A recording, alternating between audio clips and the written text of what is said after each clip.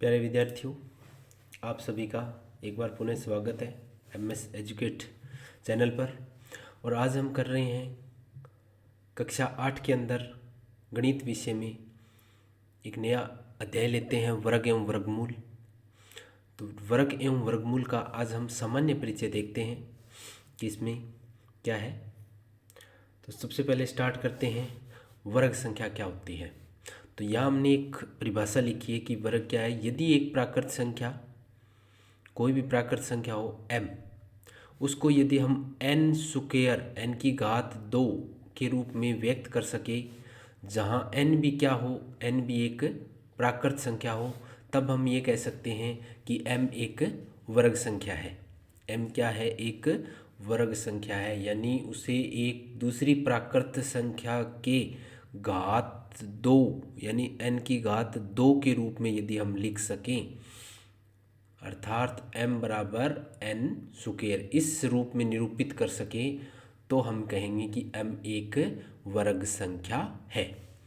या हम इसको इस प्रकार से भी समझ सकते हैं, यदि हमें किसी भी संख्या का वर्ग ज्ञात करना हो, तो जैसा हमने चतुर्भुज में पढ़ा था, चतुर्भुज में वर्ग, एक चतुर्भुज का प्रकार हमने देखा था और उसका क्षेत्रफल हमने देखा था। वर्ग क्या होता है, भुजा गुणा भुजा। वर्ग का क्षेत्रफल क्या होता है, भुजा गुणा भुजा। अर्थात हमें किसी भी वर्ग को ज्ञात करना है तो जो भुजा दी गई है उसको उसी से गुणा कर दीजिए। तो इसी प्रकार यदि हमें 5 का वर्ग ज्ञात करना है, 5 का क्या ज्ञात करना है, वर्ग, तो इसका मतलब हो गया 5 गुणा 5, 5 गुणा 5, और 5 गुणा 5 कितना हुआ, 5 पंजे 25। तो 5 का वर्ग हो गया अपने पास से 25। तो ये हम किसी भी संख्या का वर्ग ज्ञात कर सकते हैं कि वर्ग क्या होता है। वर्ग का मतलब होता है घात 2, यानी n की घात 2 के रूप में निरूपित कर सकते हैं ना।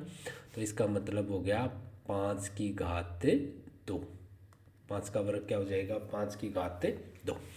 अब वर्ग संख्या में इकाई स्थान के अंक किस प्रकार से देखेंगे। अब यहाँ मैंने कुछ संख्याएं ली है, जैसे संख्या है 1 है, 2 है, 3 है, 4 है, 5, 6, 7, 10।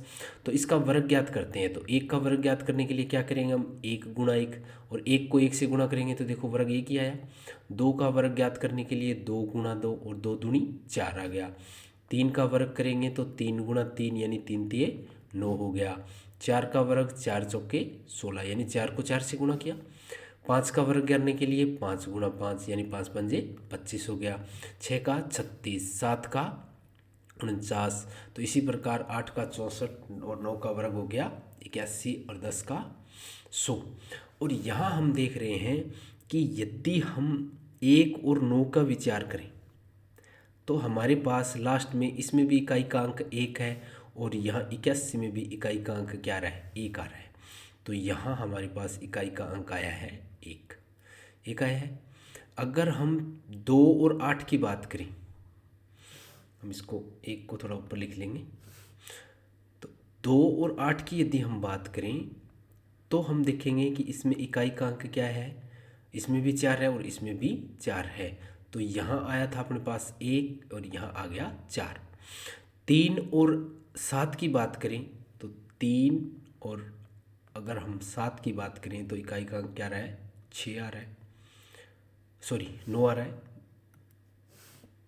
3 का और 7 का यदि हम देखें तो इकाई का अंक आ रहा है 9। 4 का और 6 का यदि हम बात करें तो इकाई का अंक क्या आ रहा है, 6 आ रहा है। और 5 के अंदर इकाई का अंक क्या आ रहा है, 5 आ रहा है। और 10 के अंदर इकाई का अंक, लास्ट इकाई का अंक क्या है, 0 आया है। तो यहाँ हम देख पा रहे हैं कि अपने पास कौन कौन से अंक आए हैं।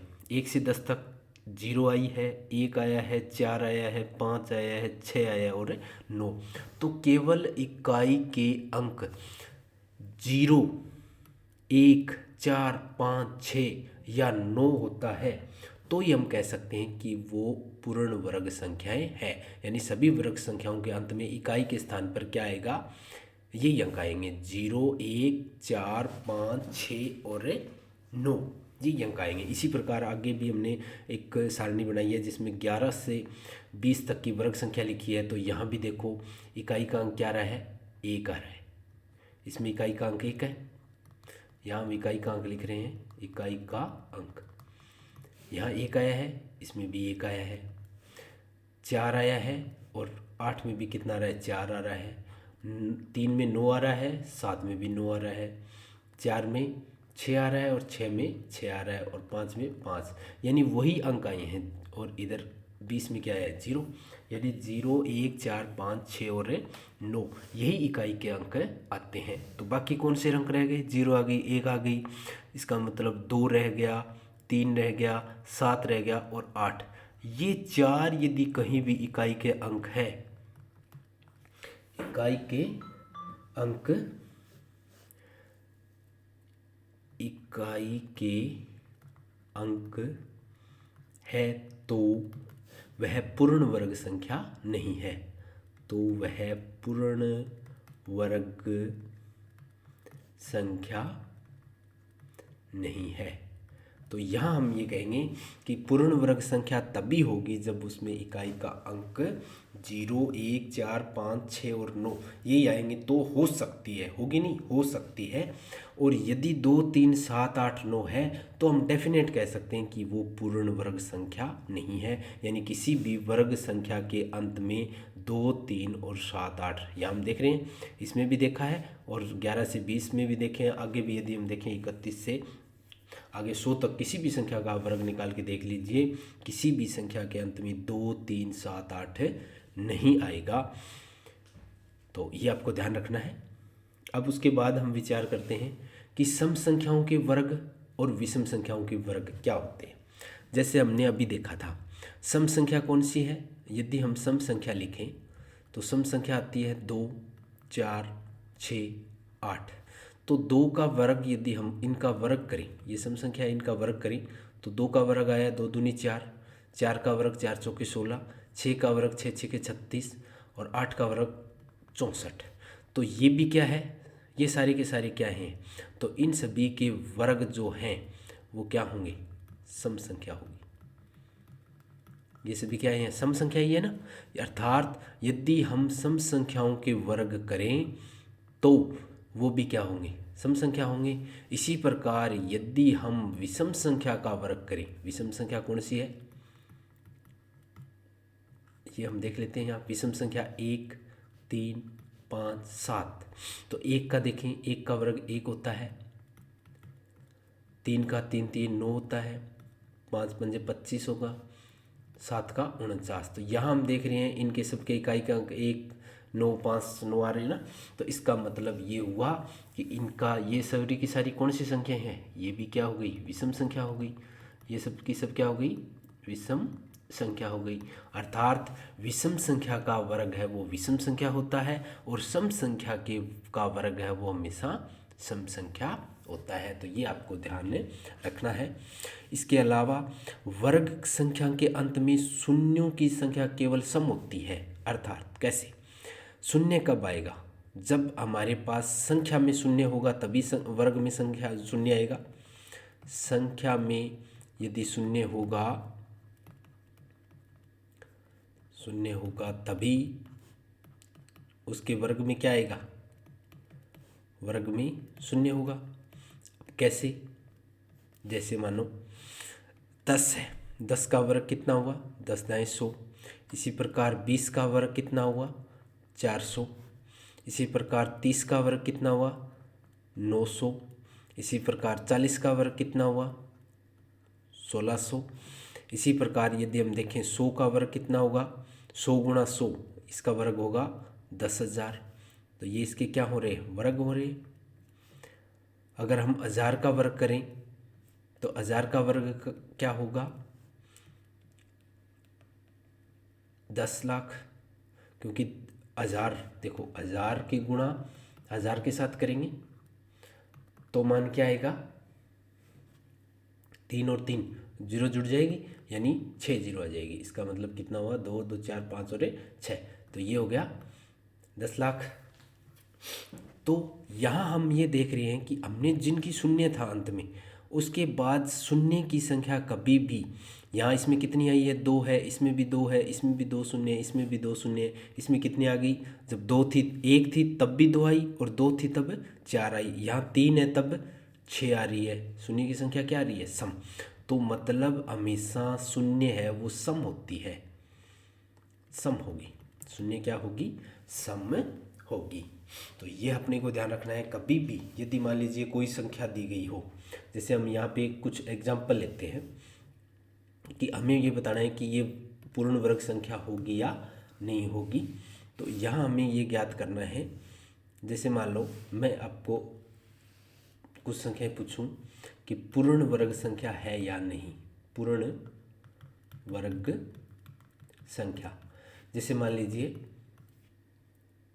पूर्ण वर्ग संख्या की पहचान करनी है, जैसे मान लीजिए मैंने लिखा 238, दूसरी एग्जाम्पल लिखा 50, तीसरा एग्जाम्पल लिखा 347, चौथा एग्जाम्पल लिखा 144, पांचवा एग्जाम्पल लिखा 543। तो ये हमने 5, इसमें से हमें पहचान करनी है कि ये पूर्ण वर्ग संख्या है या नहीं। तो अभी मैंने लास्ट में क्या कहा था, पूर्ण वर्ग संख्या के अंत में सम होगी, शून्य तो क्या होगी, सम होगी। यहाँ शून्य क्या है, एक ही आई है तो विषम है, विषम है तो इसका मतलब ये पूर्ण वर्ग संख्या नहीं है, तो ये तो होगी शून्य वाली बात। दूसरा मैंने इससे पहले क्या बताया था कि यदि किसी संख्या के अंत में इकाई का अंक 2, 3, 7, 8 है तो इसका मतलब वह पूर्ण वर्ग संख्या नहीं है, वर्ग संख्या नहीं है। तो देखो इसमें इकाई का अंक क्या है 8, तो ये भी पूर्ण वर्ग संख्या नहीं है। इसमें 7 आया है तो ये भी पूर्ण वर्ग संख्या नहीं है।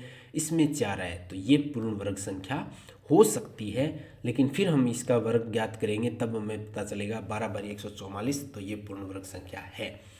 और इसमें 3 आया है तो ये कोई भी वर्ग संख्या नहीं है। तो हम इकाई के अंक से भी डायरेक्ट पहचान कर सकते हैं, डेफिनेट होगा कि यदि 2, 3, 7 है तो वो पूर्ण वर्ग संख्या नहीं होगी।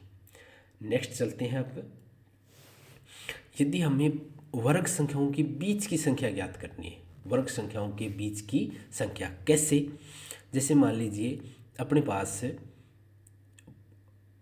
2 का वर्ग है, 2 का वर्ग और 3 का वर्ग, 3 का वर्ग, तो 2 का वर्ग कितना होता है 4 और 3 का वर्ग कितना होता है 9। तो इनके बीच की संख्या 4 से 9 बीच की संख्या, बीच की संख्या बतानी है कि कितनी है। तो हम कैसे बताएंगे कि जैसे 2 और 3, तो इनके बीच में क्रमागत हमें ज्ञात करनी होती है। तो जो दोनों वर्ग है, 2 वर्ग संख्या हैं, जैसे 2 का वर्ग और 3 का वर्ग है, तो इनकी योग से 1 कम होती है। बीच की संख्या क्या होती है, इनके योग से 1 कम। तो योग से 1 कम यानी 2 + 3, पहले इनका योग करो उससे 1 कम कर दो, मतलब कितना हुआ ये 2 और 3 5 - 1, और 5 में से 1 गए 4। तो यहाँ आप देखो 4 से 9 के बीच में कितनी आ रही है, 5 है, 6 है, 7 है और 8 है, तो कितनी है 4। यहाँ तो हम गिन पा रहे हैं, लेकिन यदि इसी प्रकार आपको ये कह दे 9 के वर्ग और 10 के वर्ग के बीच की संख्या बताओ, तो 9 के वर्ग हो गया 9 81 और 10 का वर्ग कितना हो गया 100, 10 दाएं 100। तो इसके बीच की संख्या निकालनी हो तो हम क्या करेंगे, यही तरीका अपने पास, इन दोनों को योग कर दीजिए, जो 9 और 10 है, तो 9 + 10 और इसमें से फिर 1 माइनस कर दीजिए, तो ये हो गया 10 9 19 में से 1 गए 18। तो हम ये देख रहे हैं कि इनके बीच में कितनी संख्या आएगी, 18 संख्या आएगी। तो इसी प्रकार आपको बड़ी संख्या से भी पूछ सकता है कि 25 की वर्ग और 26 के वर्ग के बीच की संख्या बताओ। तो हम क्या करेंगे, इनके बीच की संख्या यदि पूछें तो अपने पास क्या रहेगा तरीका, वही 25 + 26 यानी इन दोनों को योग करेंगे और -1, और ये हो गया 51 - 1 यानी 50। तो इनके बीच में कितनी संख्याएं हैं, 50 संख्याएं हैं। तो ये है अपना एक तरीका कि किसी भी वर्ग संख्याओं के बीच की संख्या है हम कैसे ज्ञात करेंगे। ये अपने इसी अध्याय में है, वर्ग। इसका सामान्य परिचय देख रहे हैं, तो इसमें क्या क्या हमें दिए गए हैं टॉपिक्स, तो वो हम पढ़ रहे हैं। तीसरा हम इस पे देखते हैं कि विषम संख्याओं का जोड़, यानी जो वर्ग संख्या होती है, किसी भी संख्या का वर्ग है, वो विषम संख्या के जोड़ के रूप में भी हम बता सकते हैं। जैसे हमें 1 का वर्ग ज्ञात करना है, तो हम क्या करेंगे, 1 का वर्ग 1 ही होता है, तो ये 1 है, 1 का वर्ग 1 है। इसकी विषम संख्या कितनी है, 1 के बाद विषम संख्या क्या आती है, 1 और 3, तो इनका दोनों का जोड़ करेंगे तो कितना मान आ रहा है, 4। फिर उसके बाद 3 विषम संख्या लिखें, 1 2 3, 1 3 और 5 होती है, इनका योग करें तो इनका योग आ रहा है अपने पास 9, और 9 किसका वर्ग होता है, 3 का वर्ग होता है। और हमने यहाँ विषम संख्या कितनी ली है, 3।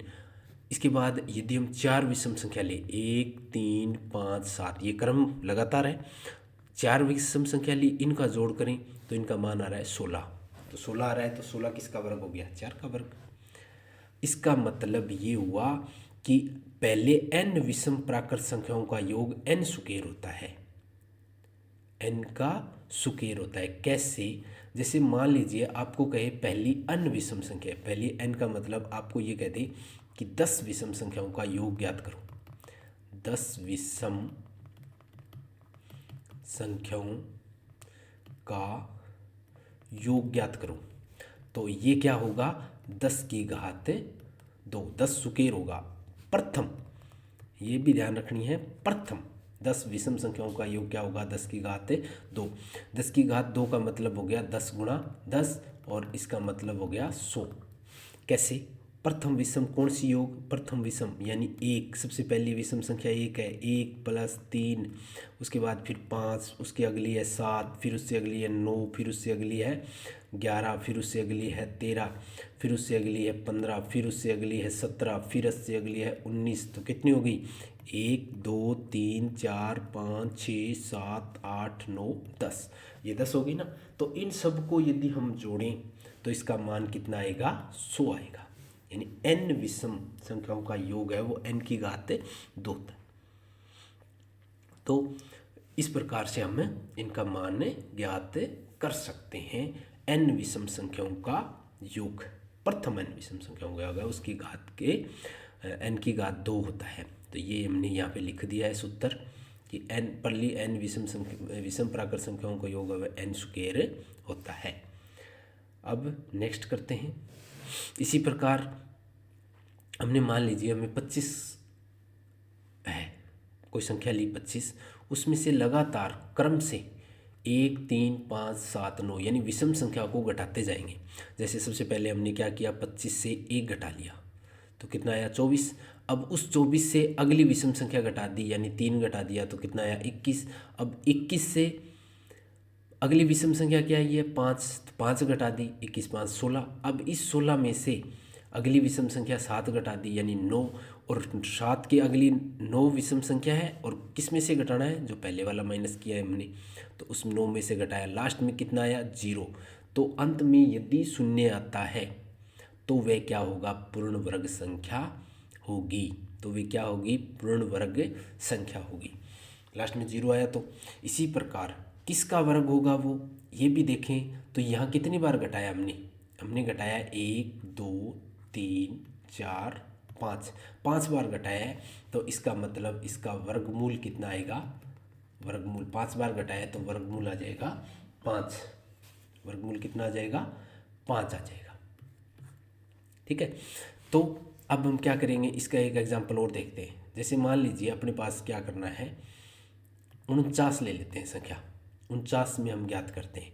तो सबसे पहले क्या करेंगे, 49 संख्या लेंगे, उसमें पहली विषम संख्या यानी 1 घटाएंगे, तो 49 में से 1 गया 48। फिर दूसरी बार क्या करेंगे, 48 में से अगली विषम संख्या, 1 के बाद विषम संख्या क्या आती है, 3, तो ये आ गया 45। उसके बाद तीसरी बार क्या करेंगे, इस 45 में से इस 3 की अगली विषम संख्या क्या है, 5, तो वो घटाएंगे तो आ जाएगा 40। और चौथी बार क्या करेंगे, इस 40 में से 7 घटाएंगे तो ये आ जाएगा 33। और अगली बार क्या करेंगे, इस 33 में से 7 से अगली विषम संख्या क्या है, 9, तो ये घटाएंगे तो ये आ जाएगा 26, सॉरी कितना बच गया, 24, कितना आएगा ये 24, ये आ गया 24। उससे अगला करेंगे 24 में से कितना घटाना है, इससे अगली विषम संख्या क्या हो जाएगी, 9 के बाद आती है विषम संख्या 11, तो अपने पास कितना बचेगा, ये आ जाएगा 13। और उसके बाद क्या करेंगे, 13 में से अगली 11 की अगली विषम संख्या होती है 13, और 13 में से 13 घटाए 0, इसका मतलब 0 शेषफल बचा है, तो हम कहेंगे 49 क्या है, पूर्ण वर्ग संख्या है, पूर्ण वर्ग संख्या है। और ये इसका वर्गमूल यदि आपसे पूछे वर्गमूल क्या होगा, तो वर्गमूल क्या होगा, हमने कितनी बार घटाया, 1 2 3 4 5 6 7 बार घटाया है, तो इसका वर्गमूल कितना हो जाएगा 7, इसका वर्गमूल क्या हो जाएगा 7। अर्थात इस तरह से विषम संख्या घटाते जाएं या लास्ट में 0 आए तो पूर्ण वर्ग संख्या है और वर्गमूल क्या होगा 7। ये एक तरीका है, इसमें हमें दे सकता है कि लगातार विषम संख्याओं के घटाव के रूप में आप वर्गमूल ज्ञात कीजिए, तब हमें इसी तरह से इसका वर्गमूल निकालना होता है। नेक्स्ट करते हैं क्रमागत प्राकृत संख्याओं का योग। तो देखो इसमें एक टॉपिक दिया है, क्रमागत प्राकृत संख्याओं के योग के रूप में किसी भी संख्या को, वर्ग संख्या को लिखना। जैसे अपने 3 का वर्ग है, 3 का वर्ग क्या होता है 9 होता है, इसको क्रमागत 2 लगातार प्राकृत संख्याओं के योग के रूप में लिखना है। जैसे 4 और 5 होते हैं, 4 और 5 9 हो गए, तो इसको किस तरह से लिखेंगे, तो 3 का लिखना है तो 3 की घात 2 माइनस 1 प्लस बटे में 2, यानी एक बार तो उसमें से 1 घटा के उसमें 2 का भाग लगा दीजिए, और दूसरी बार 1 जोड़ कर उसमें 2 का भाग लगा दीजिए। अर्थात 3 की घात 2 का मतलब हो गया 9, और 9 माइनस 1 बटे में 2, और 9 में से 1 गया कितना बचा 8, और 8 बटे में 2 यानी कितना हो गया 4। और इसी प्रकार ये हो गया 9 प्लस 1 बटे में 2, और 9 प्लस 1 का मतलब हो गया 10 बटे 2, और 10 का मतलब हो गया 5, तो क्या हो गया 4 प्लस 5, तो 9 को लिख दिया ना। इसी प्रकार मान लीजिए अपने को 25 लिखना है, 5 का वर्ग करना है, तो 5 का वर्ग कितना होता है अपने को पता है 25 होता है। तो इनको क्रमागत, क्रमागत का मतलब होता है लगातार, जैसे 11 12 12 13 13 14 इस प्रकार से क्रम से, तो उसको 25 को इस प्रकार से लिखना है। तो क्या करेंगे हम, सबसे पहले ये 5 का वर्ग है, तो 5 का वर्ग में से 1 घटा के इसको 2 का भाग दे दीजिए, और दूसरी जो संख्या है उसमें 5 के वर्ग में 1 जोड़कर 2 का भाग दे दीजिए। अब इसमें घटाएंगे तो कितना है, 5 5 25 माइनस 1, ये हो जाएगा 25 माइनस 1 बटे में 2, यानी ये हो गया 24 बटे 2, 24 बटे 2 का मतलब हो गया 12, 12 हो गया एक। तो इसी प्रकार ये हो गया 5 5 25 प्लस 1 बटे में 2, और ये हो गया 25 और 1 26 बटे 2, और ये जब काटेंगे तो कितना आ जाएगा 13, इसका मतलब 25 है वो क्या होगा 12 प्लस 13। तो क्रमागत विषम संख्याओं के रूप में हम इस प्रकार से बता सकते हैं।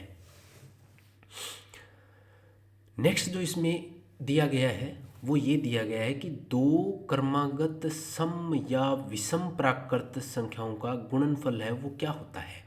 जैसे यहाँ हमने एक एग्जाम्पल लिया है, 2 क्रमागत विषम, विषम जैसे 11 और 12 है, विषम संख्या है, 11 के बाद 11 और 13 है, तो 11 के बाद क्या आती है 13 आती है, तो इनका गुणनफल है वो 143 होता है। वो किस प्रकार से ज्ञात करते हैं, तो यहाँ इसका ये सूत्र दिया गया है, सूत्र निकाला है कि a+1 गुणा a माइनस 1 बराबर होता है a की घात 2 माइनस 1।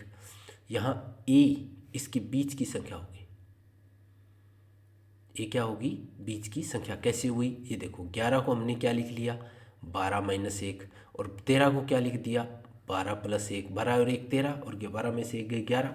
तो जब हम इनकी दोनों की गुणा करेंगे तो यहाँ हमें पता है कि a square minus B square बराबर होता है a प्लस बी और a माइनस बी। तो यहाँ a का मान तो हो गया 12 और b का मान क्या हो गया 1 हो गया। तो इस प्रकार ये होता है।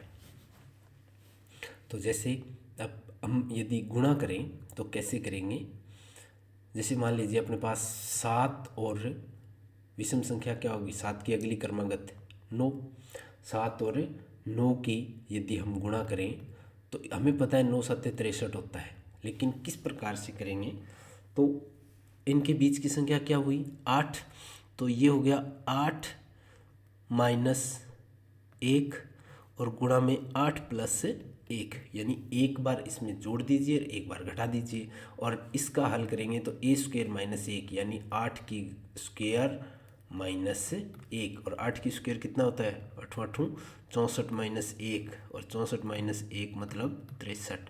तो ये हमने एक छोटे संख्या के रूप में लिया है। यदि हम बड़े रूप में देखें तो हमें केवल इनका गुणनफल नहीं करके जो वर्ग से हम है वो किसी वर्ग ज्ञात करके और उसमें से यदि एक घटा दें तो वो दो क्रमागत या तो सम हो या विषम हो उनका गुणनफल हम ज्ञात कर सकते हैं। उससे अगले टॉपिक में चलते हैं। यहाँ कुछ प्रतिरूप दिए गए हैं, उनको हम समझने की कोशिश करते हैं। कई बार इसका यही प्रश्न है वो आ जाते हैं। जैसे एक का वर्ग होता है एक होता है, इसी प्रकार एक के बाद यदि हम 2 बार 1 लिखें यानी 11 का वर्ग क्या होगा 1 2 फिर 1, यानी एक बार चढ़ते जाना है फिर वापस। इसी प्रकार 3 1 लेंगे तो 1 2 3 यानी 3 तक जाएंगे फिर वापस उल्टा 3 के से पहले क्या आएगा 2 1। इसी प्रकार यदि 4 बार 1 हो तो 4 तक जाएंगे 1 2 3 4 फिर उल्टा 3 2 1। इसी प्रकार 5 पर तक जाएंगे, 5 बार 1 होंगे तो 1 2 3 4 5 फिर उल्टा 4 3 2 1।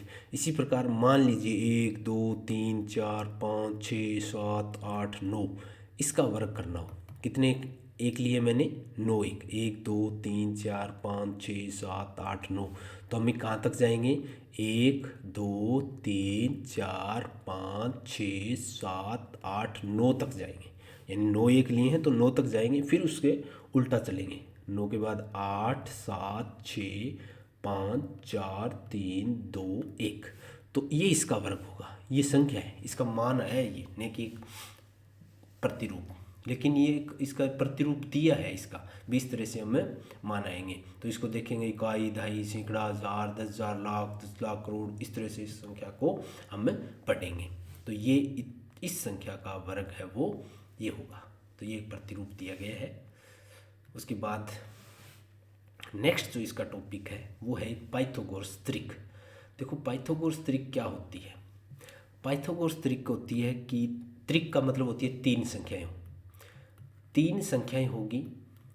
वो किस प्रकार होंगी, 3 संख्याएं होंगी तो वो 2 छोटी संख्याओं का योग, 2 छोटी संख्या के वर्ग का योग, 2 छोटी संख्या के वर्ग का योग है वो बराबर होगा तीसरी संख्या के वर्ग के, तीसरी संख्या के वर्ग के बराबर होगा। वर्ग कैसे, जैसे यहाँ पे हमने लिया है 3 4 और 5, ये एक तरीका बताइए। तो इसमें से 2 छोटी कौन सी है 3 और 4, यही 2 छोटी है। तो 3 का वर्ग हो गया 9 और 4 का वर्ग हो गया 4 चौके 16, यानी इन दोनों का वर्ग का योग करें तो 9 और 16 कितने हो गए 25, और ये किसके बराबर होता है तीसरी संख्या के वर्ग, यानी 5 का वर्ग कितना होता है 25। तो यदि ये बराबर है तो हम कह सकते हैं कि पाइथागोरस त्रिक है, वरना ये पाइथागोरस त्रिक नहीं है। इसी प्रकार मैंने एक एग्जांपल और लिया है 6 8 और 10। तो अब देखो 6 का वर्ग कितना हो गया 36 और 8 का वर्ग हो गया 64, और जब हम इसको जोड़ेंगे तो इसका मान कितना आया 100, और 100 है वो किसका वर्ग है 10 का वर्ग है, 10 दाएँ 100। तो हमें कोई भी संख्या दी गई हो, कोई एक संख्या दे दे और उसकी त्रिक ज्ञात करनी हो तो इसके लिए सूत्र क्या रहेगा वो आपको ये याद रखना है। पहली संख्या हो जाएगी 2m, दूसरी हो जाएगी m की घात 2 माइनस 1, तीसरी m की घात 2 प्लस 1। जैसे मान लीजिए आपके पास कह दिया कि 8 है, एक संख्या क्या है 8 है, पहली संख्या, हमें त्रिक ज्ञात करनी है त्रिक।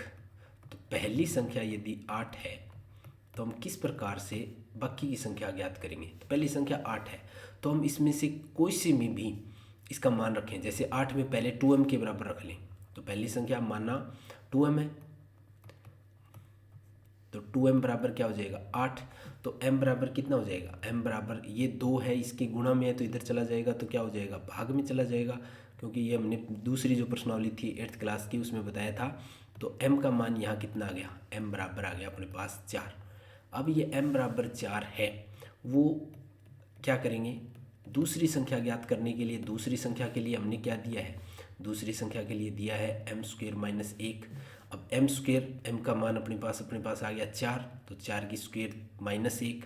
अब 4 की घात 2 यानी 4 का वर्ग कितना होता है, 4 चौके 16 माइनस 1, और 16 में से 1 गए 15, तो दूसरी संख्या क्या आ गई 15।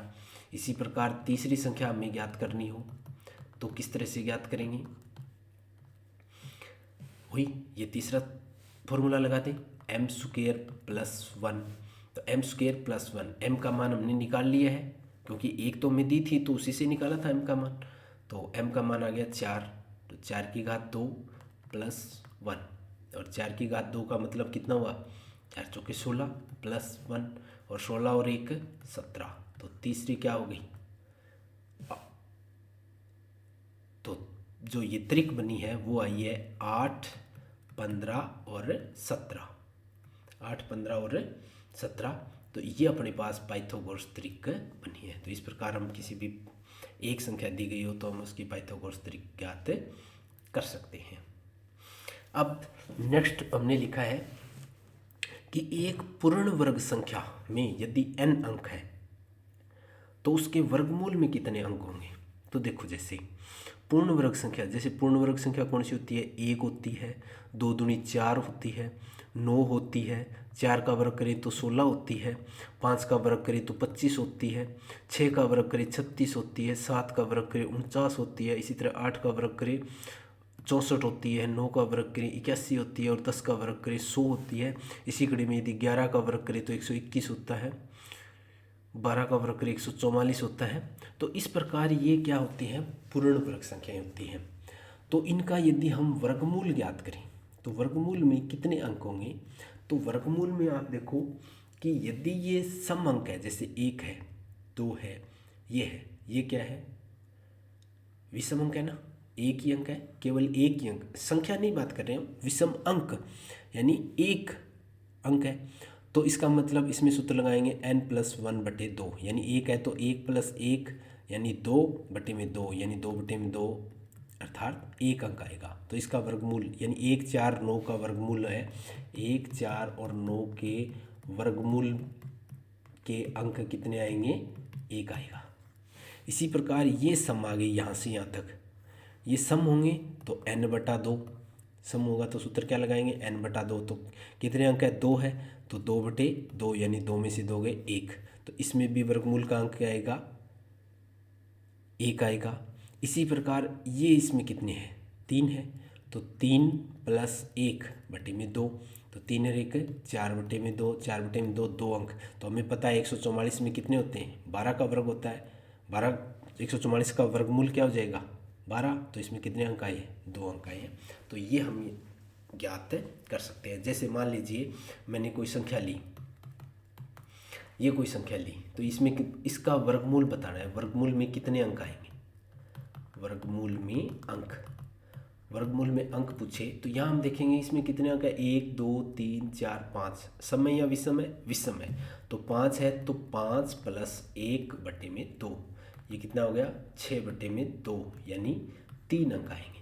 इसमें वर्गमूल में कितने अंक आएंगे, 3 अंक आएंगे। तो इस प्रकार हम किसी भी संख्या के वर्गमूल के अंक बता सकते हैं।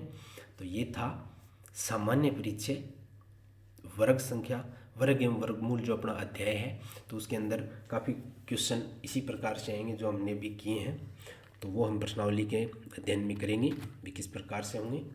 धन्यवाद। आप सभी से निवेदन रहेगा कि आप हमारे YouTube चैनल को सब्सक्राइब करें, शेयर करें, और साथ ही साथ हमारे ऐप MS एजुकेट को इंस्टॉल करें। धन्यवाद।